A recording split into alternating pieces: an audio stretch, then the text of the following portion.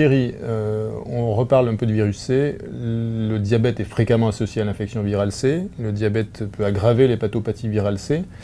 Tu as vu des travaux concernant l'évolution du diabète après guérison. Oui, absolument. En fait, je vous présente une synthèse de 3 papiers, de 3 études indépendantes, 2 américaines et une japonaise, qui se sont intéressées au suivi du diabète au moment où le patient est traité, jusqu'à 1 an de la guérison.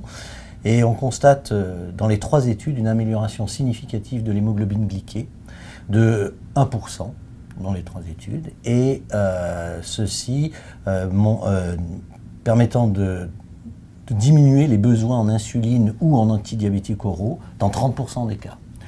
Inversement, les quelques patients qui ont été en échec de traitement, puisque c'est assez rare, eux ont une augmentation des besoins. Alors ceci est intéressant parce que ça pourrait paraître paradoxal, puisqu'il a été démontré, enfin du moins constaté, que très souvent on assiste à une augmentation de poids des patients, mais qu'en fait, en éradiquant le virus C, on améliore l'insulinorésistance. Donc, un argument de plus pour traiter les patients, surtout s'ils sont diabétiques, dans l'objectif d'améliorer les besoins en matière de traitement antidiabétique. Voilà, exactement. Merci. Merci.